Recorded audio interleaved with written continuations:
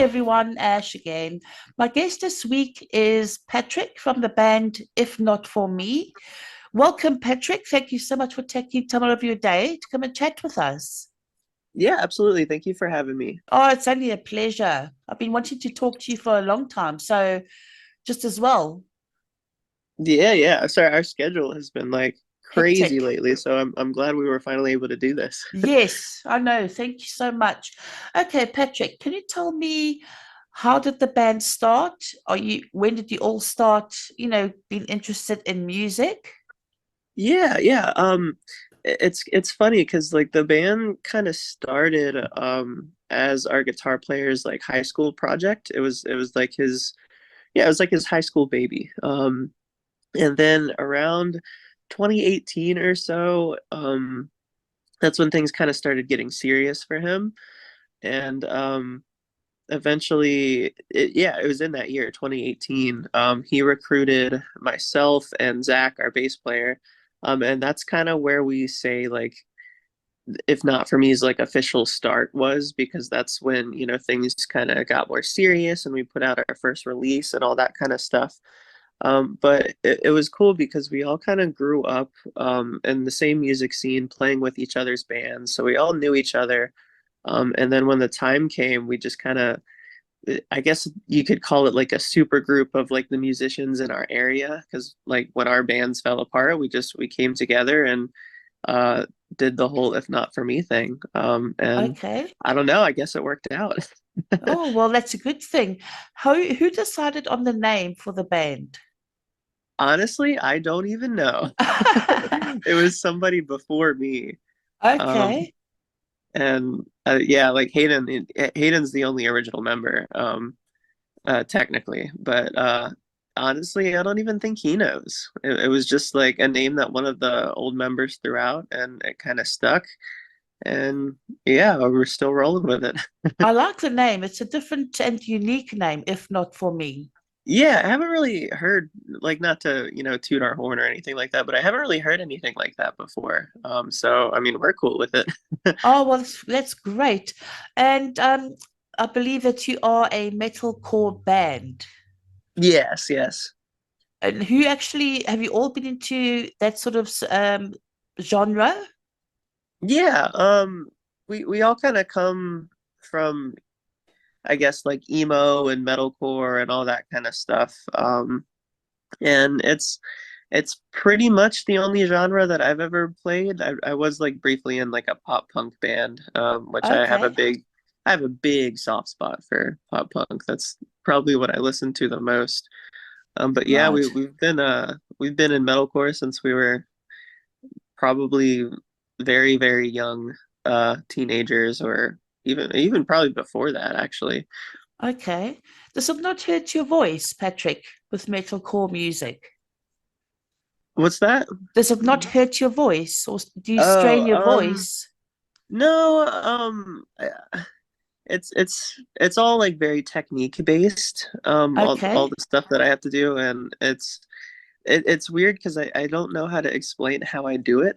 But You I just do just it. like, yeah, exactly. And people are always like, oh, you should teach me, and I'm like, man, like, I don't know what I'm doing. I just know that it's doesn't hurt. But like, if all I tell people is that like if you're breathing from the right spot, which is like your stomach, like that's where you Right. should be like breathing in and pushing from, for like the projection and all that kind of stuff.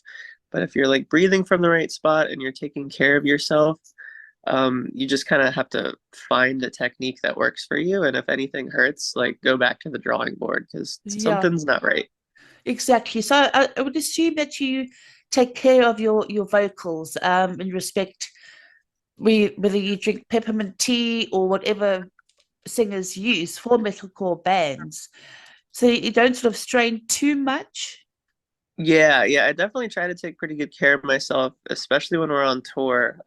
Lots of water, Yeah. tea if I can do, like hot tea if I can do it. And I'm honestly really bad at this, but like vocal rest is really important. Most And I'm important. Yeah, yeah, and I'm terrible at it because I love to talk to people before and after the show. So like I've been finding that as we get I don't want to say bigger because that sounds kind of like conceited, but like as things grow, I find that like a lot of people want to talk to me all night, which is great. Right, But if I'm, talking all night over loud music and stuff like that, like my voice is going to be so fatigued by the time we even hit the stage. right. So now I like pretty much have to stay backstage or like in the van or something like that until Oh after we no. play. And then I go out and mingle And talk. and all that good stuff, Oh, that's which actually is, good advice. yeah, yeah. Like I hate it and love it. Like it helps keep me fresh, but I just wish I could be out there, hanging out with people all night, Oh, but you gotta take sound care of myself. you sound like a really, really down to earth guy, and I'm sure people would love to talk to you all night. Thank you. I appreciate it. Yeah, like that's one of my favorite parts about doing this is just meeting people and hanging out and all that. Right. It's amazing. I can imagine. And Patrick, who writes the music and the lyrics for the band? The lyrics are me, and the music is it's very collaborative. We for this record in particular, we worked with quite a few different producers from different places all over the country, mainly because we just really wanted a lot of influences that we might not have necessarily come up with on our own. So like we were just like let's write with people that we respect. Right.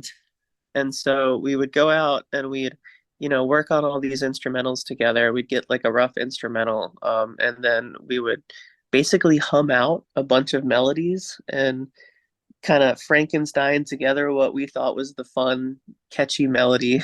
Right, And right. then that's when I would go in and put lyrics to it. So it's like it's honestly a very collaborative effort. I know a lot of bands tend to have like one or two main songwriters, but like we're all pretty involved in that process. I think that that helps a lot, if you're all involved in the process. So it's not down to just one person doing it all. Yeah, exactly. It's all something that we do a lot of. Like our guitar player Hayden, he's a full-time like audio engineer. He like produces bands and writes for bands and stuff like that. And Right. our bass player Zach does the same thing. So it's like we kind of all come from that background anyway. Okay. So it's just like when all of us are together doing that, that's and with whoever producer we pick to write, XYZ song with, like that's when the best stuff comes out. Like I we agree. for yeah, for this particular album, it's funny because we had probably like 20-ish demos that we were gonna, maybe work some stuff out, and I think we only used like one of them. Oh The rest no. was stuff, yeah, we have a lot of stuff that we're sitting on, but the rest of it we just wrote on the spot in the studio with our producers, and I don't know, it worked, I guess. I can imagine.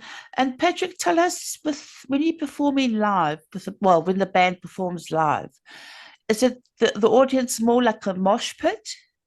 Yeah, it can definitely get kind of rowdy. But we're also like we have a lot of singing too. Okay. So if it's a crowd that knows us really well, which we've been, running into more and more lately, which is fantastic. There's a lot of singing too. Some of these crowds get loud. Like I can hear Wow. them over myself and my ears and all that kind of stuff. Which is an amazing feeling, honestly. I hope there's security and barriers because with mosh pits they do get a little bit rough. So I hope nobody sort of jumps onto the stage. Yeah, there's been maybe like one or two instances of something like Oh, that, but normally the crowds are pretty respectful, and yeah, a lot of the venues do have security and barricades and all that kind of stuff. so that does help. I would never like to imagine being in a mosh pit and some guy or girl decides, I'm going to jump on the stage now. Yeah, it's funny because I feel like shows have gotten a lot more tame, I guess, over the Right, years. Because people are just kind of aware now more so than they used to be of the fact that some people are just there to watch the show. right. And like that's kind of how I am. I used to be like that when I was, a teenager and stuff. But now I just want to be kind of back somewhere that I can see and hear everything super well and just kind of take it in that way. Um, Okay. but yeah, a lot of people are still, wild, and Wild we appreciate child. that. Yeah. And do you have any differences in the band at some point? When you one or two disagree with one other? Honestly, I feel like we're very blessed when it comes to our dynamic. We very rarely have disagreements, and whenever we do, it's usually something like, oh, we disagree on like a business strategy or like Right. what song to release or something like that. It never really gets beyond the point where we're just, having like a mild disagreement on what we should do. It's never personal. It's never anything like that. We get along very well, in my Oh, opinion. that's good. And I it's think, it's cool because I hear stories sometimes of bands like when they tour together, they don't even speak together. oh, And it's geez. like I just can't imagine being in that environment, Yeah, yeah. And another touring sort of when you tour, how do you all manage the pressures and demands that come with touring? It's pretty hard. Because a lot of people think touring's pretty glamorous, but we're working, 24 hours a day. We're Yeah. we're not really sleeping much, we're not eating much, we're barely getting able to shower and all that kind of stuff because we rough it. We live in our van Oh my when we're on word. the road. Okay. Yeah, we don't get hotels or anything like that. It's just we're a van band. Maybe that'll change some days, but for now, nah. It must But be so hard, you it know. is hard. It's a very it's not as glamorous as people make it out to be, but I always tell people it's like simultaneously the worst thing ever because of all that stuff, but it's Yeah, also the best thing ever the best. because Yeah. yeah, because we're getting to do what we love, and we get to, share it with other people and meet people and go to all these places. And so I feel like that side of it makes all of the hard The stuff hard worth work. it. Yeah, I And, agree. and I think there's like, yeah, there's some people probably don't understand it, but there's also like, for me, specifically, there's like a little bit of loneliness to touring sometimes I can, because like yeah.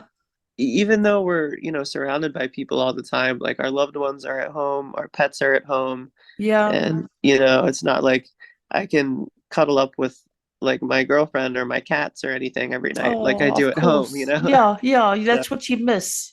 yeah, yeah. Do your loved ones ever go on tour with you guys? No, not really. No. If we do just like a couple shows or like a one-off or something like that, occasionally one of them will come. Okay. Um, but other than that, like they're not built for that Oh, I lifestyle. can imagine. Do they? Oh, it must be tough. I suppose if you've got animals, then you've got to look after the Yeah, animals. yeah. Oh man, I always miss my cats so much. Oh, what cats do you have? I have three of them. I have a big gray male cat named Shiro. He's a grumpy old man. And then I have a little tuxedo cat named Socks, and then Oh, my youngest is she's a little girl named Yue. oh, that's Um, sweet. yeah, she's adorable. They're all so bad though. Oh, I suppose, when you get home from touring or home from a live performance or like a gig, they're happy to see you and your They girlfriend too, are. of course, Yeah, as soon as I'm sitting down, they're like up on my lap. It's adorable. fighting for your attention. Yeah, exactly. Patrick, in what way do you feel the music that you guys produce and perform reflects the time that we live in? Oh, that's a good question. I I think for pretty much each album, I tried to like pretty much everything I write is very based around my experiences and what I think and feel and stuff like that. But Right. on pretty much every album, I try to do at least a few songs that are just kind of reflective of what I see in the world around me. Okay. And one of the songs that we wrote for Everything You Wanted, it's called Tragedy. And it's one of my favorite songs on the album. But that song is essentially kind of about the world around us and America specifically right now, where my generation is just living through all these historical moments, whether it be Yeah, like political discourse, climate change, and like natural disasters, school shootings, all that kind of stuff. And our generation is just kind of tired of living through all of that stuff. And we're very kind of fearful of the world that we're gonna inherit, you know? that's true. And so that song was like a really important song for me to write because it's just like a lot of us have kind of accepted the fact that, a lot of us are never really going to own houses or be able to retire or, have the life for our children that we want them to have. And we're angry about it. We're tired of it. Yeah, And so that was a song that was very important for me to write because it was able to get a lot of those feelings out of myself, and hopefully it was something that a lot of other people were able to listen to and get something out of as well. right. I just think, today's world, as you just said, it's tougher these days than it was 20, 30, 40 years ago. Yeah, yeah, I don't know. Stress and all that, and as you're saying, the shooting at schools, and it's ridiculous.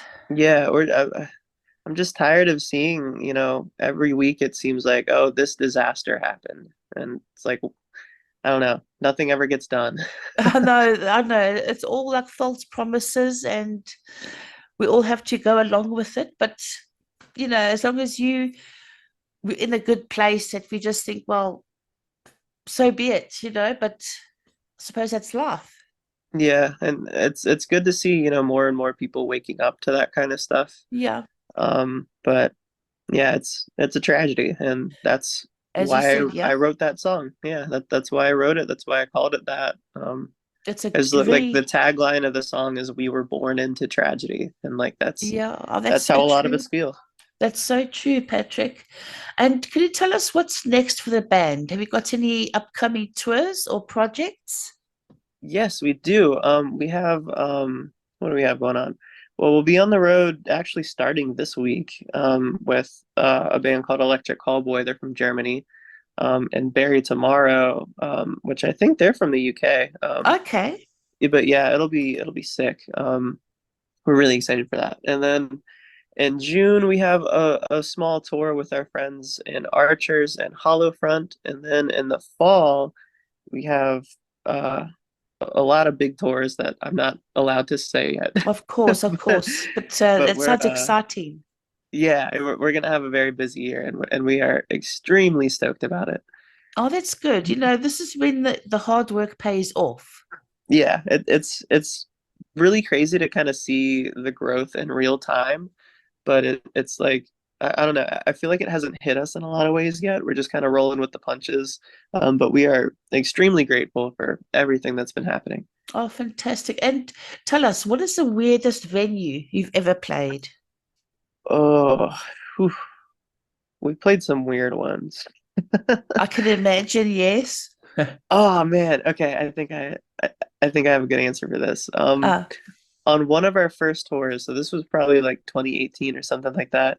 We were just doing all these, really beat tours. We had no idea what we were doing. right. Um, and we'd go out and we'd play to like, 10 people or something like that. Um, but we played this one venue in Ohio somewhere. We didn't know anything about it. We just like, oh, they were gonna book our band, so like we'll take it. Right. Um, and so we get there, and I'm not gonna name drop him, but Oh, because okay. I No, feel no bad. worries. Yeah, but we got there, and it was basically just some guy in his garage, and there were like couches, Oh and no. yeah, like a really bad PA system, and I think we like played to one person, this guy, and the other band that was playing, and that was it. Oh no, Patrick, that must have been so awkward. Yeah, we were just like, what is this? Oh But my word. Honestly, I would oh no, that sounds so weird. yeah, it happens sometimes when you're, trying to get yourself out there. But I mean, one thing that's very important to us specifically, though, is like we're gonna put on the same exact show whether we're playing to 5 people or 5,000 people. Like we just Of want to bring course. the same energy every night, give them everything we got because like I remember being that kid in the front row when, I don't know, maybe five people were at the concert and the band was just pouring their heart out on stage. And Oh, like, I just remember how special that was to me. So it's like, we want to do that same thing. of course. Um, but yeah, we've definitely had our fair share of weird shows like that. Oh, well, I just think, as long as you've played the worst and then you've played the best and you've played everything in between and you Yeah. just get bigger from that way. Yeah, it's all about paying your dues sometimes. Like you have Yeah. to do a lot of things wrong before you start to figure out what's right. And I don't know. Hopefully we're past that point. Oh, Patrick Shane. Who's the biggest jokester in the band? Oh, oh man, it's Are you all probably jokesters? yeah, that's it's hard because we're very goofy. Like I don't know, we're not you see all these like rock bands and stuff like that and people think, like sex, drugs, rock and roll. Like that's not Yeah, us at all. We are just like goofy nerds that are like having oh, fun doing what we love. of course. So it's kind of hard to say, but I would definitely say either me, Hayden, or Cody. Like we're always on some jokey stuff. Like And you we're prank the always, other band members. yeah, occasionally, yeah, we do. Oh, that keeps also, keep you guys laughing and it's cheerful too. Yeah, like you gotta have fun on the road. You gotta bond with each other. It's because at Exactly. the end of the day, we're friends. Like of course we're working, but we have to make it enjoyable. Of course, of course. Well, unfortunately, Patrick, we're running out of time. But before we go, if you could just tell your future fans who want to buy your music or where they can get your music from and your social media. Yeah, of course.